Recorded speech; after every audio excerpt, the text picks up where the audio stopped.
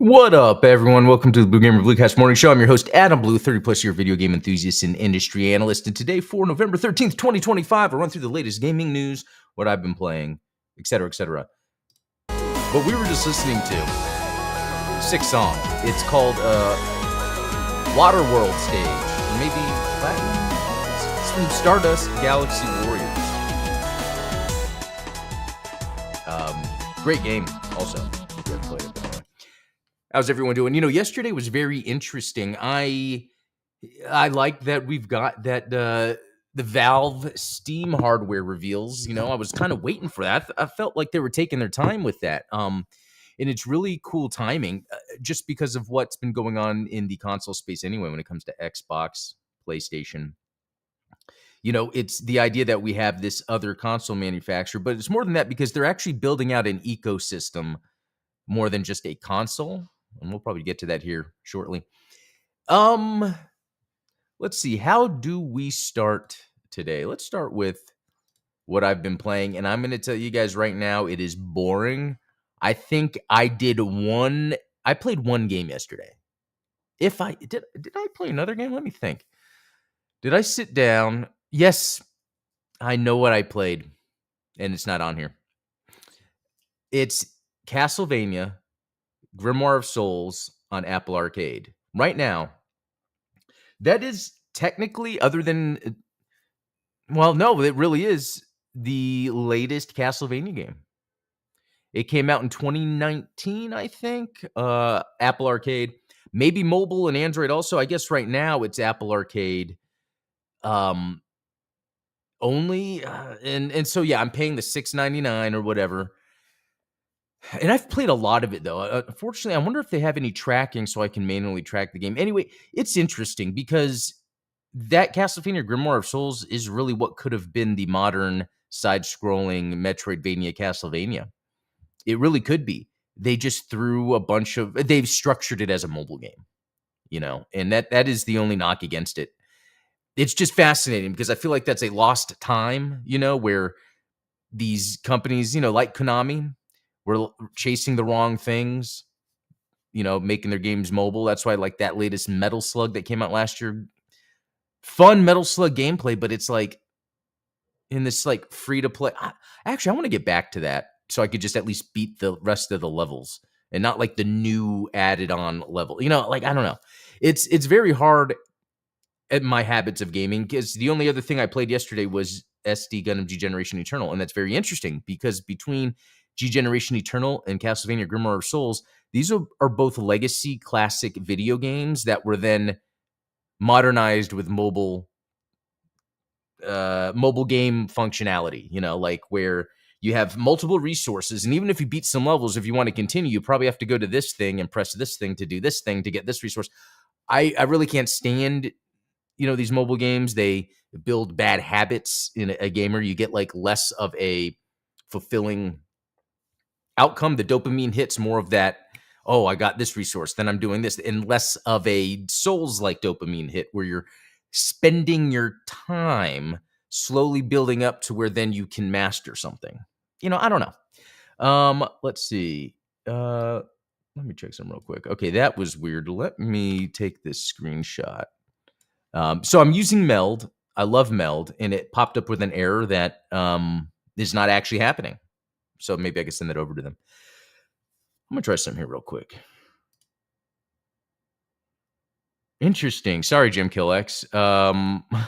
So I can click on your name and it like opens up your thing in the browser. I'm trying to, it's the menu, I guess, I don't know. I'm trying to figure out a way to get the text over there. Anyway, that's not for this. Anyway, mobile games, the mobile game thing I was talking about. I do think we're seeing a shift in that, though. We have been seeing companies realizing, oh, we just need to get good quality games out there. So, yeah, it's very interesting. Very, very interesting. I want them to make the Castlevania Grimoire of Souls re-released, I guess, on modern platforms, and they could just fix it a bit more. Yeah, it's very interesting. Anyway, another problem with Apple or using the Apple TV is there is obvious latency with a controller. You can't get around it. It's there. It doesn't matter. I was using OBS to use the Camlink 4K, and the latency was so bad because it's like that with the Camlink. But putting it on my TV, it was better. It's just you could, and anyway, another thing too, by default, I think the Apple TV is set at a 59.9 hertz. And you can actually go in the settings of your Apple TV and actually change it to straight up 60, and it does reduce it a little bit. It's kind of weird. I mean, it depends on your TV. For my TV, I had to do that. So it's kind of weird how it works. Actually, this is the wrong screen. So I will say yesterday, my game playing was very basic. It was me just jumping into some mobile games. In the Castlevania one, I just want to beat it. It plays music from all the games throughout each level. It has its own music, but only in the menu. But when you're playing the levels, it's music from Castlevania games. It does a good job of that. But other than that, I didn't play anything else. So yesterday was Wednesday. So there was work all day. There was all day until 5, and then there was the workout from 5 to 6, and then when I got back, I think I was just chilling until the live stream with Midnight Hatter. Go check that out. That was a fun time. We really dived into the villain sort of archetype, specifically with Shar Aznable. But anyway, let me see. Okay. So as for news, there's not much news, and I think it's because, it's like showing me old news. I really think there's not a lot of news because everyone is talking about what Valve just announced. So I have never had a Steam controller because that is not what controllers are weird for me. Maybe, I don't know. The Steam controller is just not it, and it just hasn't been it. That's why you haven't really, some people might praise it, but you don't see it kind of pervade the mainstream like Chinese controllers have. Chinese gamepads, FlyDigi, GameSir. It's now at a point where I don't care if a console manufacturer is going to come out with a controller. It's not going to be as good as these Chinese ones. Even the stuff with the Steam controller, where the D-pad is, doesn't make any sense. Okay, so yeah, and I'd say it doesn't make any sense, but those with a PlayStation controller, for 3D games, I don't like the analog stick to be like in. I like it to be up because my thumb is naturally facing upward. It's not actually in. I guess if I'm just holding like this, but because I am gripping the back of the controller, your thumb is naturally going to go up. It's so much easier. And that's why I even think sometimes aiming on the right is a little weird because I'm having to stretch. Anyway, and that could just be personal preference. The D-pad, though, works if you're playing 2D games. So I have a controller that's the GameSir Tarantula. If you guys don't know about it, it is a PlayStation-style modern controller that's used, I think you can use it on any platform but Xbox and PlayStation. And it has the D-pad up at the top. Actually, let me look it up real quick. And sorry about the little burping. Eating or having my protein tarantula. Here we go. So if you could see how the tarantula works, it's like that with the PlayStation, but the D-pad is way more big and prominent, whereas on the Steam handheld, it's like small and to the top. Like, it doesn't make sense. I like the trackpad idea that they have down here on the thumbs, although I still think you're going to have to move. I don't know. I don't know.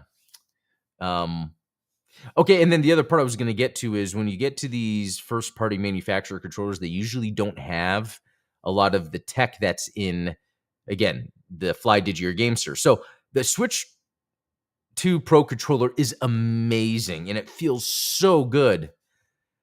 But with the FlyDigi, with the GameSir, having the trigger locks and there's different steps, having the tension rings on the analog sticks, such a big deal. And these controllers need that. Now, the one thing that the Steam controller is doing that I'm very interested in is it has this kind of pressure sensor system in the back for if you're doing gyro, which I think is an underutilized, or by gamers, but not by developers, an underutilized way to play a game. And I think it works great.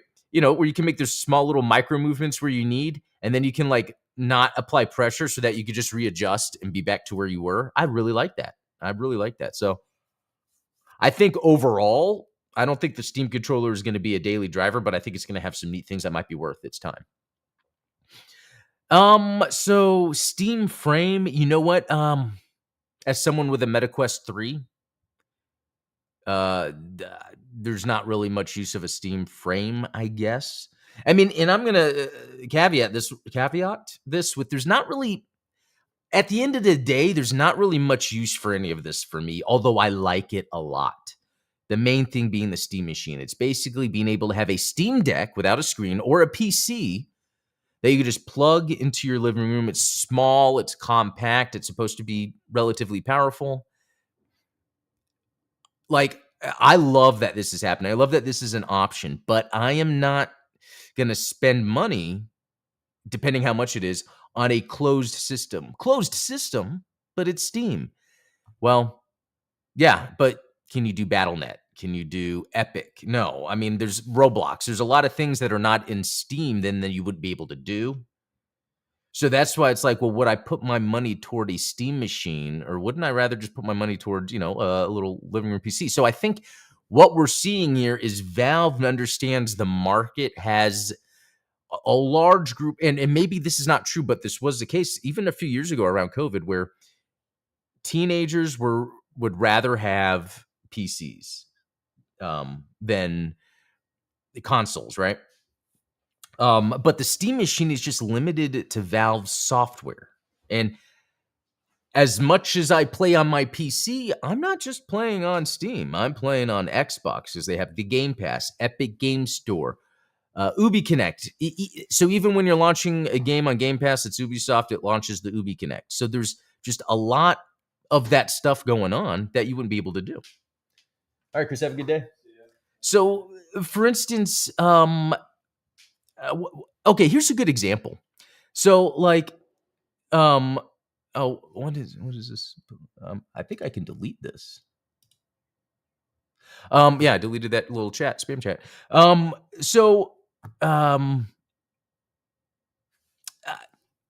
Okay, yeah, here's a good example. I want to buy Silent Hill F, and if I buy it on Xbox, I get it on PC also. So think about that. So already, if you just have a dedicated Xbox, but then you have a PC somewhere, you now have multiple options of playing the game, including ROG Ally. And that's what's interesting about that. What's another one? Arc Raiders is also play anywhere. You could buy it on Xbox and it will work on PC. But with the Steam machine, I'm not going to be able to access that stuff. So again, the Steam machine is not for me. But I am so glad, and I think it's so cool that it exists. The more cool tech out there to get people to be able to play their games anywhere or different places, the better it is for the gaming industry. So just to recap, a Steam Deck I probably would never get because, again, it's just locked to the Steam OS, and it's limited to what you could do. I have a ROG Ally. It technically is a little more powerful. I can, since Windows is on it, I have Epic Game Store, I have Game Pass, tons of stuff on it. Steam controller. I think they're doing cool, new, innovative things that are probably more for the mainstream audience, and it's probably not going to have the specific things like the tension rings for the analog sticks, the different levels of trigger stops, but it does have the back buttons, which I think are awesome. The Steam machine, again, it's just a limited PC. It's almost like just buying, it's just having Steam. And on my PC, I play more. Steam is probably 33% of my gaming on PC. And then you have the Steam Frame, which already with the MetaQuest 3, you can remote into your games, whatever. So, kind of dial back. This is not for me, but what this makes me think is, oh, hey, enthusiasts, can you play Steam on the ROG Ally? Oh, of course. ROG Ally is just a Windows device. That's why it makes more sense than a Steam Deck, because You can do it's just Windows. You can do anything on there. And I have it currently hooked up to my living room TV for PC gaming. But I think what could be the factor here, okay, again, this isn't for me. None of this is for me because this restricts the gaming I do. So this makes me think this stuff is going to be relatively low cost. I think because there's not any sort of retailer distribution, this is direct to consumer. They're not having to split factors of cost. It makes me think this is going to be cheap, and that's the point. Valve is seeing, okay, well, it looks like these other companies are getting out of the hardware space, which goes back to what I was saying about Nintendo. Nintendo can succeed with their hardware because they are a games company first. Valve is a games company first. Microsoft and Sony are not games companies first. And so I think anyway, at the end of the day, this is all awesome stuff. We are just getting more options, more choices for all different classes of people. From the latest Circana data that's come out, we could see that there's a big shift in you have and I think they call it a K, where you have people are willing to spend money on the expensive stuff, but they're actually the large and high income earners. But then you have a large group of people that are also not spending a lot of stuff, but they're buying subscription services. Low income. It's like the gaming industry is showing this division that's happening in our economy. Which, yeah, we want to get that settled. But in the meantime, I think it's really cool what Steam is doing here. I love it. More gaming, more stuff out there. What other features could they come out with in the future on the Steam machine? And then Sony and Microsoft are like, okay, we need to add that. This is all really cool stuff. The other thing I wanted to add that's really cool, the Steam controller has that magnetic charger that's also the cable. The Xbox Series Pro controller Elite 2 has that, but it's a bigger module so it doesn't make sense to have it, but you can just unplug the cable and plug it in. Anyway, it's just cool. Again, they're like bouncing ideas off each other. And 100% Microsoft knew this was coming, and that's why they've made the announcements the way they have. They're trying to, how Microsoft announced that they are going to be making it easier for developers to have games work on Xbox and PC. Which that almost doesn't matter, but I think that's just to make, again, people feel like, oh, you can have your games everywhere. Because that's kind of like Xbox is having to grab onto that selling point and really nail it. Because they're the only ones that are doing backwards compatibility as much as they are, Anyway, it was cool to talk about that. I'm really happy with what's going on with the gaming industry. So another interesting thing, Steam's new VR headset, Steam Frame, will support Android games. And I think it's just because of maybe the Proton layer. Let's see. I don't know if they say that or Steam OS, blah, blah, blah. Yeah, because ARM-based Qualcomm Snapdragon chips. And I think that's what we're seeing a lot, too, with what Microsoft is saying they're doing between PC and Xbox development, is we're getting to a point where you can develop something and easily translate it. I mean, when it comes to non-Windows architecture, which is interesting. Okay. All right. We're going to move on to some other news. Like PS5 consoles will receive a $100 discount during Black Friday in Europe, or £100 or 100, whatever they call that. Which is interesting because the thing that's been going on right now is console prices are going up, not dropping. We'll see here in the United States if anything gets a drop. But you know what? I'm not in the market for any console. Although if I do come across a PS4 really cheap, I would probably grab it. The more time goes by, the more I appreciate the PS4. I've always liked the PS4. I sold my PS4 to pay for my PS5, but the PS4 seems like one of those boxes you can have anywhere and be able to play a large library of awesome games. So I think I want to pick up another PS4 again. Let's see. Red Dead Redemption has been rated for Switch 2. I think this is something everyone's been waiting for. Jez Corden says PlayStation games going day and date on PC is coming. Now, this has already been talked about. I think Sony Was it last year when they got their new CEO or whatever the dude, and the dude even said that's what's going to happen eventually. I feel like a lot of times when it comes to video game reporting, there's a lot of things that are forgotten about. Like 2014, Microsoft said they're moving away from console hardware. Back in 2007, quadruple A gaming was a thing. I remember recently Ubisoft was talking about that and people were like joking and making fun of them. But it's like, no, actually in the 2000s, there was a time where it became quadruple A gaming. And obviously that bubble burst, but we could see that actually was a thing that happened. And I think, I think the general gaming population online is very selective of what they remember. But PlayStation games going day and date on PC has always been a thing. But let's look at this. Let's see. Day and date is coming.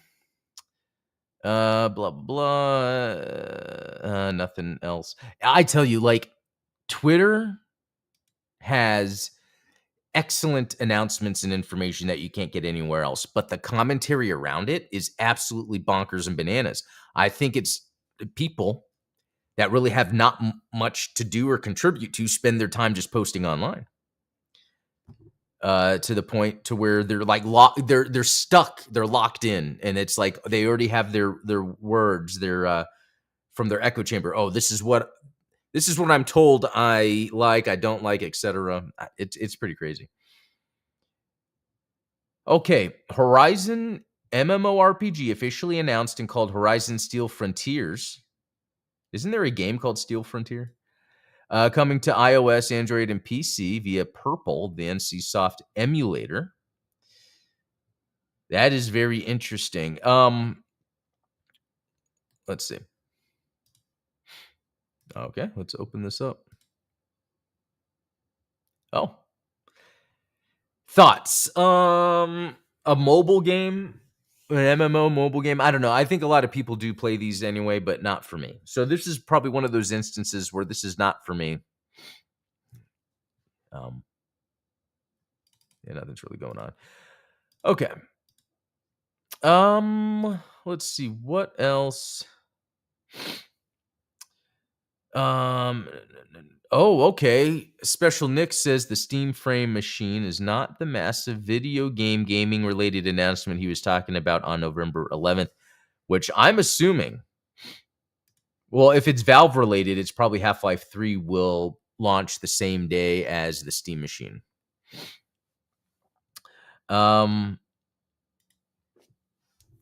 Let's see. If what I was just DM'd is actually true, next week GTA 6 could actually have its thunder stolen on the hype scale. Yeah, that's, in my opinion, that's Half-Life 3. That is them saying Half-Life 3 is coming out on Steam, but I don't know if people really care that much. I think there is an audience that cares, and these are people that are older, that grew up with Half-Life.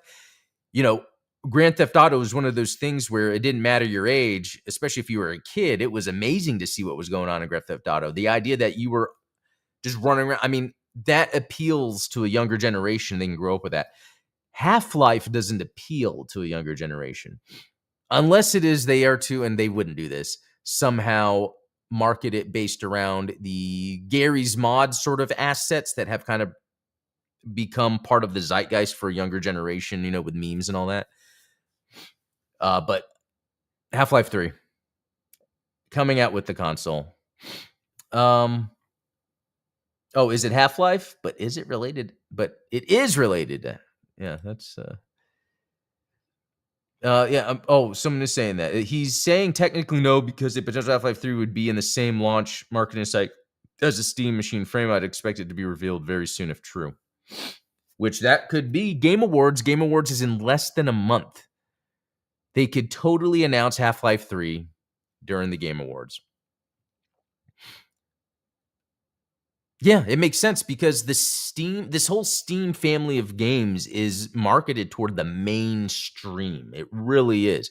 For a hardcore gamer, you're going to get a restricted gaming experience on these devices unless you're just buying them just to be the early tech adopter, which is a smaller minority compared to the mainstream audience.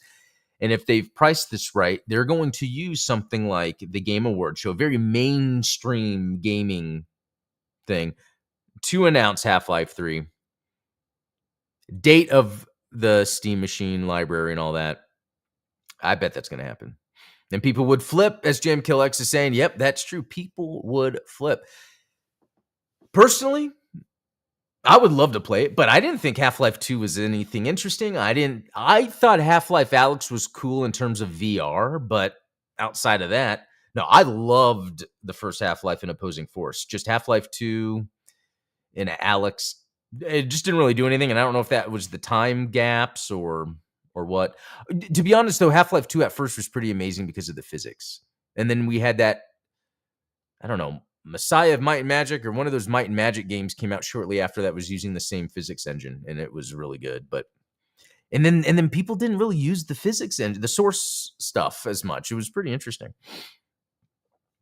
Okay. You know what, guys? I think that's going to be it for today, because really, I was going to use this episode to really dive into the Steam Machine and all that, and what it means, for us to be getting something like that. I think it's exciting. I think it just shows gaming is alive, and I think dedicated companies that are really smart about what they are releasing can do this stuff. You have a company like Sony and Microsoft that has so much overhead. They're going to cut wherever they're bleeding, right? And so gaming is just going to look like that compared to everything else, or hardware, I should say, hardware compared to software and services. So if you have a company like Valve and Nintendo, where all they're doing is the hardware for their software, you'd be in a better boat that way. I think that's the lesson here. Enthusiast Half-Life 3 would be great. Valve finally making a part 3 to one of their games. Yeah, it would be cool. I'd like to see that. So anyway, guys, I'm going to head out. That was about it for today. We'll cut it a little short. I'll be back tomorrow with some more. But until then, be cool. See y'all.